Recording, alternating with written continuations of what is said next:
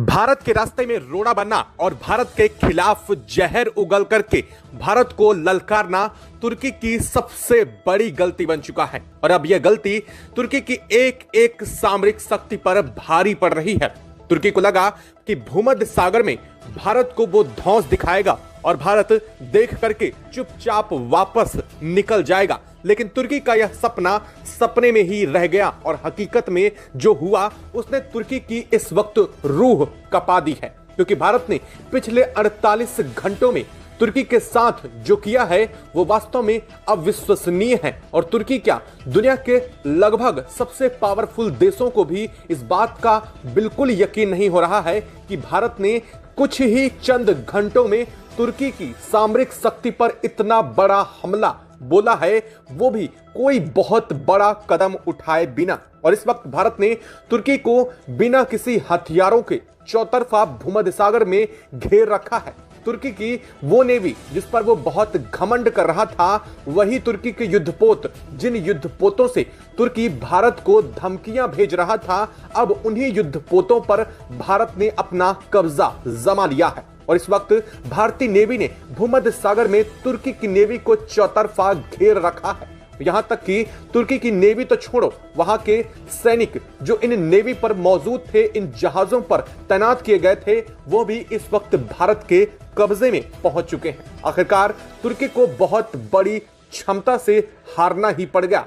तुर्की को लगा था कि भारत क्या ही कर लेगा। तुर्की को लगा था कि उसके ड्रोन भारत को चंद सेकंड के अंदर ही तबाह कर देंगे, भारतीय युद्धपोतों की जानकारी उन तक पहुंचा देंगे। लेकिन तुर्की का पूरा प्लान फेल हो चुका है और तुर्की इस वक्त पूरी तरीके से भारत के शिकंजे में आ चुका है। और इसके बाद भारत ने अब तुर्की को सीधे अल्टीमेटम दिया है और यह अल्टीमेटम कुछ और नहीं, सिर्फ 12 घंटों का अल्टीमेटम तुर्की को मिला गया है। क्योंकि अगर तुर्की इस 12 घंटे के अंदर अंदर भारत की तरफ से दिए गए सीधे निर्देश को, यानी कि भारतीय नेवी के हुक्म को नहीं मानता है, तो सीधे इस पर और बड़ा एक्शन भारत करेगा, जो कि पहले से ही भारत के पूर्णतः कंट्रोल में आ चुका है।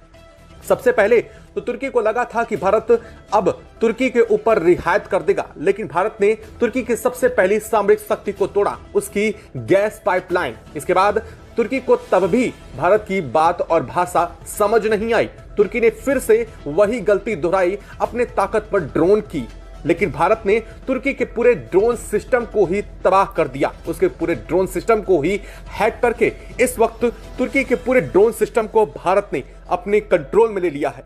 इसके बावजूद तुर्की को बात समझ नहीं आई, उसने अपनी नेवी को भारत के युद्धपोतों के सामने उतार दिया और यह गलती तुर्की की सबसे बड़ी गलती बन चुकी है। क्योंकि भारत ने अब जो किया है वास्तव में कोई बहुत ही ज्यादा एडवांस टेक्नोलॉजी के साथ यह कदम उठाने वाला भारत एकमात्र देश बनने जा रहा है। क्या है इस वक्त पूरी खबर, क्या पूरी अपडेट सामने आ रही है, किस कदर से तुर्की के दो युद्धपोत भारत के हाथों इस वक्त आ चुके हैं और इस वक्त भारतीय नेवी चौतरफा तुर्की के उस क्षेत्र पर भी पूरा कब्जा जमा करके बैठी हुई है।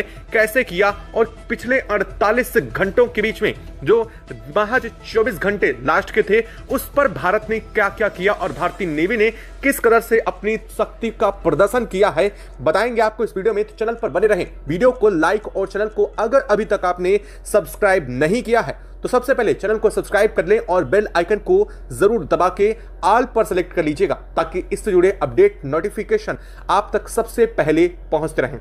दोस्तों, दुनिया को लगा था कि भारत अभी भी उन्हीं देशों में है जो पहले की तरह सॉफ्ट पावर थे। भारत किसी भी देश पर सामरिक शक्ति का इस्तेमाल नहीं करेगा। भारत की टेक्नोलॉजी अभी भी 19वीं या 20वीं सदी की है, लेकिन भारत वास्तव में दुनिया की टेक्नोलॉजी जहां 21वीं सदी में है, तो भारत इस वक्त 22वीं सदी की टेक्नोलॉजी को अपना रहा है। और भारत की सामरिक शक्ति का प्रदर्शन न सिर्फ भारत को पूरी दुनिया के सामने इस वक्त खड़ा कर चुका है, बल्कि भारत का जो इस वक्त राजनीतिक दृष्टिकोण है उसे साफ तौर पर यूएनएससी में भी देखा जा रहा है। खैर, इस पूरे घटनाक्रम के बीच यूएनएससी के लेकर के अब तुर्की गिड़गिड़ाने पर मजबूर हो उठा है और भारत की इस बड़ी उपलब्धि के लिए कमेंट बॉक्स में भारत के लिए एक जय हिंद तो जरूर बनता है। दोस्तों, आप सभी से एक और बड़ा अनुरोध है कि आप देश के जिस भी शहर, जिस भी कोने, जहां से भी बैठ करके हमारी वीडियो देखते हैं, अपने शहर, अपने जगह का नाम कमेंट बॉक्स में लिख करके जरूर बताइएगा। साथ ही यह भी बताइएगा कि आप कब से हमारे चैनल से जुड़े हुए हैं, और हम ये जरूर जानना पसंद करेंगे कि आपको किस क्षेत्र की वीडियो पसंद आती है और किस कदर से हमारा परिवार लगातार बढ़ रहा है। इसके लिए चैनल को सब्सक्राइब करना भी बिल्कुल भी मत भूलिएगा। दोस्तों, पूरा का पूरा मामला तुर्की ने अपने सर जबरन लिया। तुर्की को लगा कि वह इस सब कुछ करके वह मुस्लिम जगत का खलीफा बन जाएगा। उसे लगा कि भारत ज्यादा से ज्यादा क्या कर लेगा, उसके कुछ एक ड्रोन्स को गिरा देगा या फिर उसके सामने हार मान करके वापस भूमध्य सागर से लौट जाएगा। लेकिन शायद तुर्की भूल चुका था कि उसके सामने भारत खड़ा है, कोई और देश नहीं। क्योंकि भारत जब किसी भी युद्ध की जैसी स्थितियों में या फिर किसी भी स्थिति में जब उतरता है तो सबसे पहले सामने वाले दुश्मन की उस नस पर वार करता है जो सीधे उसकी सांसें रोक देने वाली होती हैं। भारत ने इस मामले में भी कुछ ऐसा ही किया। भारत ने पिछले 48 घंटों में तुर्की की सामरिक शक्ति को सबसे ज्यादा जहां से ताकत मिलती है उस शक्ति को ही ध्वस्त करने का काम किया। दरअसल बता दें कि तुर्की के ड्रोन्स पूरी दुनिया में सबसे ताकतवर कहे जाते हैं, इजराइल के बाद। लेकिन तुर्की को शायद ये नहीं पता था कि भारत का तोड़ उसके ड्रोन्स पर भी भारी पड़ेगा। तुर्की को लगा कि वह अपने ड्रोन्स को भारतीय युद्धपोतों के ऊपर से गुजारेगा और भारत को इस बात की भनक नहीं लगेगी और भारत के युद्धपोतों की रेकी वो आसानी से कर लेगा। लेकिन भारत ने किया क्या? उसके पूरे के पूरे ड्रोन्स के सिस्टम को ही ध्वस्त कर दिया। भारत ने उस पूरे सिस्टम को क्रैश कर दिया। और जैसे ही यह बात तुर्की को पता लगी, तुर्की के हाय निकल गई। तुर्की को लगा कि आखिरकार कर क्या दिया भारत ने। खैर, सिर्फ तुर्की ही नहीं बल्कि वो देश भी जो इस टेक्नोलॉजी से अब तक परेशान थे, वो देश भी ये समझ रहे हैं कि आखिरकार भारत ने किया तो किया कैसे। वहीं दूसरी तरफ भारत ने सीधे तुर्की के सबसे बड़ी ऊर्जा सप्लाई को कट कर दिया। जिन ऊर्जा सप्लाई के भरोसे पर तुर्की की नेवी पूरे भूमध्य सागर में गश्ते मार रही थी, उस पूरे के पूरे गैस सप्लाई को ही भारत ने ध्वस्त करते हुए उसे कट कर दिया, यानी कि तुर्की में ब्लैकआउट बना दिया। भारत ने फिर अपना सबसे बड़ा और अहम कदम चला तुर्की की नेवी के खिलाफ।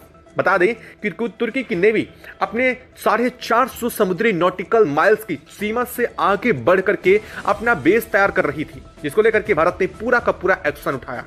और आखिरकार भारत ने उस बेस को तो ध्वस्त कर ही दिया था, लेकिन अब भारत ने ना सिर्फ तुर्की के युद्धपोतों को अपने कंट्रोल में ले लिया है, बल्कि तुर्की की पूरी नेवी भी इस वक्त भारतीय युद्धपोतों से घिर चुकी है। दरअसल भारत ने यह सब कैसे किया? यह बहुत एक सीक्रेटली मीटिंग की तरह से किया गया और भारतीय नेवी ने पूरे इस सीक्रेट मिशन को बड़े आसानी से और बड़े सटीकता से एक एक्यूरेसी के साथ अंजाम दिया। दरअसल सबसे पहले भारत ने तुर्की के जो जहाजों में लगे नेविगेशन और रडार प्रणाली को उससे जाम कर दिया। तुर्की को लगा कि अचानक से उसके नेविगेशन सिस्टम और उसके जाम प्रणाली और उसका जो रडार सिस्टम है, साथ ही साथ उसके सोनार कैसे काम करना बंद कर दिया। जब तक तुर्की यह समझ पाता, भारत ने उसके रेडियो सिस्टम को भी जाम कर दिया। जैसे ही तुर्की के रेडियो सिस्टम जाम हो जाते हैं, उसके वहां भूमध्य सागर में मौजूद जो दूर दूर पर युद्धपोत थे, उन युद्धपोतों का आपस में कनेक्शन टूट गया। साथ साथ तुर्की को जो भारत के युद्धपोतों की लोकेशन दिखाई दे रही थी कि वो किस जगह पर भूमध्य सागर में मौजूद हैं, वो लोकेशन भी दिखना उससे बंद हो गई। और इसके बाद भारत ने चला अपना सबसे बड़ा कदम। भारत ने सीधे तौर पर भारतीय ड्रोन और स्पेशल ऑपरेशन टीम ने अंडर सी तकनीक का उपयोग करके तुर्की के महत्वपूर्ण सेंसर और कमांड नेटवर्क को डिस्टर्ब किया। इसका परिणाम फिर यह हुआ कि तुर्की के नियंत्रण रूम और नौसैनिक कमांड सेंटर पूरी तरीके से भ्रम और दहशत का माहौल बन गया। तुर्की ने कई बार धमकी दी कि भारत के INS त्रिकंद और INS जहाजों पर वो पूरी तरीके से हमला करने के लिए तैयार बैठा है, लेकिन भारत ने शांतिपूर्वक और पूरे शांति के तरीके से नौसैनिक ताकत और रणनीति का फाइनली प्रदर्शन किया। वही कहते हैं ना कि जो गरजता है वो बरसता नहीं है और जो बरसता है वो गरजता नहीं है। भारत ने मुंह से चिल्लाकर नहीं, लेकिन भारत ने कदम उठा करके तुर्की को उसका जवाब दे दिया है। जैसे ही भारत ने ये कदम उठाया, तुर्की के ड्रोन सिस्टम को भी ध्वस्त कर दिया। उसके बाद तुर्की की हवाइयां उड़ चुकी हैं और अब तुर्की जो धमकियां दे रहा था, उसकी धमकियां भी भारत ने हवा में उड़ा दी हैं। भारतीय नेवी ने न सिर्फ ताकत दिखाई, बल्कि यह भी साबित कर दिया कि तकनीकी परिपक्वता और साहस का संगम कैसे एक राष्ट्र की सुरक्षा और गर्व को बचा सकता है। समुद्र की लहरें शांत थीं, लेकिन भारतीय जहाजों में जो इस वक्त लगातार पूरे भूमध्य सागर में गर्मी मचा रखी थी, उससे तुर्की जल रहा है। हाल ये बन चुका है कि तुर्की अब अपने युद्धपोतों पर ही कोई कंट्रोल नहीं रख पा रहा है। तुर्की के युद्धपोत पर उसके खुद के नौसैनिक फंसे हुए हैं। तुर्की को लग रहा है कि भारत क्या करने वाला है। आखिरकार क्या उन्हें बंदी बनाने की भारत फिराक में है? क्या भारत उन्हें बंदी बना करके तुर्की से फिर नेगोशिएट करने की कुछ कोशिश करेगा? लेकिन दरअसल इस वक्त जो खबर सामने रही है, भारत के चारों युद्धपोत इस वक्त भूमध्य सागर में तुर्की की सीमा से लगभग 650 नॉटिकल माइल दूर स्थित है। और ये 650 नॉटिकल माइल वही दूरी है जहां से तुर्की के युद्धपोत मौजूद हैं। लेकिन वास्तव में कहा जाए तो तुर्की को खुद भी नहीं पता कि इस वक्त उसके भूमध्य सागर में तुर्की के जहाजों की क्या स्थिति है, क्योंकि उनका पूरा का पूरा सिस्टम क्रैश हो चुका है। हाल ये बन चुका है कि उनका कोई नियंत्रण नहीं रहा। वहीं भारत ने न सिर्फ अपने रडार प्रणाली की पूरी ताकत का इस्तेमाल किया, बल्कि भारत ने इसरो का भी यहां पर बहुत बड़ा रोल देखा है। दरअसल भारत ने इसरो ने इस वक्त मेडिटेरेनियन में रन अप कर रहे तुर्की के हर एक जहाज और तुर्की की हर एक मूवमेंट को डायरेक्ट अपनी नेवी तक पहुंचाई, जिसके चलते यह पूरा का पूरा प्लान सक्सेस हो पाया। अब देखना यह है कि भारत इसको लेकर के अगला कदम क्या उठाने वाला है, क्योंकि भारत ने एक तरफ तो तुर्की की सामरिक शक्ति को पूरी तरीके से ध्वस्त कर दिया है, तुर्की की सामरिक क्षमता को नष्ट कर दिया है और लगातार उस पर अभी भी बड़े एक्शन किए जा रहा है। क्या अब भारत तुर्की के समुद्री क्षेत्र में भी प्रवेश करने जा रहा है? ये एक बड़ा सवाल यहीं आ जाता है। लेकिन इन सब घटनाओं के बीच अब तुर्की सरेंडर की स्थिति में पहुंच चुका है। तुर्की का हाल यह बन चुका है कि वह कुछ भी कहने के हालात में नहीं है, लेकिन इसके बावजूद तुर्की ने यूनाइटेड नेशन में भारत को लेकर के बहुत बड़ा मुद्दा बना दिया है।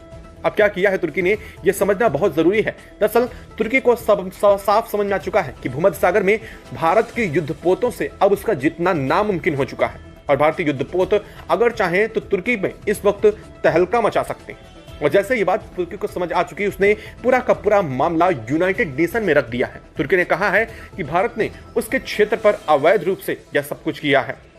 तुर्की का कोई भी इंटेंशन भारत को धमकाने का नहीं था, और ना ही तुर्की के किसी भी जहाज ने भारत को वापस जाने के लिए कहा था, बल्कि तुर्की तो झूठ बोल रहा है यूएन में कि भारत के साथ उसने ऐसा कुछ भी करने की ना तो धमकी दी थी और ना ही करने की उसके कोई ऐसी मंशा थी, बल्कि भारत ने उल्टा ही उस पर ऐसे सब कुछ आरोप लगा दिए। तुर्की का जैसे ही यह आरोप भारत ने सुना, भारत ने एक एक करके तुर्की को बुरी तरीके से धो दिया यूएन में भी। दरअसल भारत ने साफ को बता दिया कि तुर्की ने किस कदर से भूमध्य सागर में अपना जमावड़ा तैयार किया था। भारत ने पूरी दुनिया के सबसे लगभग 192 देशों के सामने तुर्की को पूरी तरीके से बेपरत कर दिया, और हाल ये बना दिया कि तुर्की को मजबूरन यह मानना पड़ा कि हाँ, उसने भूमध्य सागर में अवैध तरीके से अपना नेवल पोर्ट बनाने की कोशिश की थी। और इसकी पूरी की पूरी मंशा यही थी कि भूमध्य सागर से होने वाले वैश्विक व्यापार को बाधित किया जाए। तुर्की चाह रहा था कि वहां से गुजरने वाले शिप से वो अवैध वसूली करवा सके। ये थी तुर्की की पूरी मंशा। और सबसे बड़ी बात, भूमध्य सागर के अंदर नीचे जमीन में मौजूदा हालात में जो मिनरल्स हैं, उस पर तुर्की अपना कब्जा करना चाह रहा है। खैर, आपको यह कहानी कुछ ना कुछ साउथ चाइना सी से जुड़ती हुई दिखाई दे रही होगी। जुड़े भी क्यों ना, क्योंकि तुर्की खुद ही साउथ चाइना सी से जुड़ा हुआ है।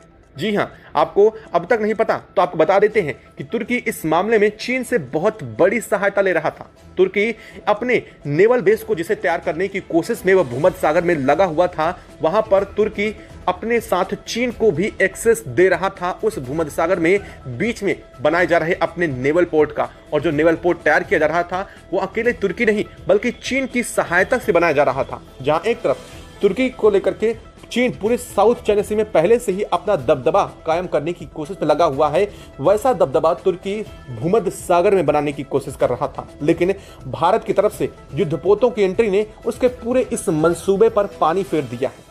पानी तो छोड़ो, भारतीय युद्धपोतों में अब उसके तरफ से बनाए जा रहे इस नेवल बेस को भी ध्वस्त करने का काम किया है। भारत ने साफ कहा है कि यह पूरा का पूरा व्यापारिक मार्ग है, ना तो भारत का ना ही किसी देश का इस पर कोई अधिकार है। इसलिए अगर तुर्की दोबारा से ऐसी कोशिश करता है तो भारत फिर से यही करेगा जो अभी किया है। और इसी बात भारत ने यह भी कहा कि तुर्की पर होने वाले अब तक के एक्शन जो भी हुए हैं वो बहुत सामान्य हैं, लेकिन तुर्की अगर इसके बावजूद बाज नहीं आता तो अगला जो भारत का एक्शन होगा शायद वो तुर्की बर्दाश्त भी ना कर पाए। और भारत ने सीधे कहा कि अभी भी 12 घंटे का अल्टीमेटम है, तुर्की जो भी इलीगल गतिविधियां कर रहा है उसे चुपचाप बंद कर दे। भारत अभी भी वार्निंग देकर ही समझाने की कोशिश में लगा हुआ है, लेकिन तुर्की को पता नहीं ये बात अभी तक क्यों समझ नहीं आ रही है। खैर, देखना यह है कि भारत का अगला बड़ा एक्शन क्या हो सकता है। आपको क्या लगता है, क्या भारत ने जो किया वो बिल्कुल सही किया?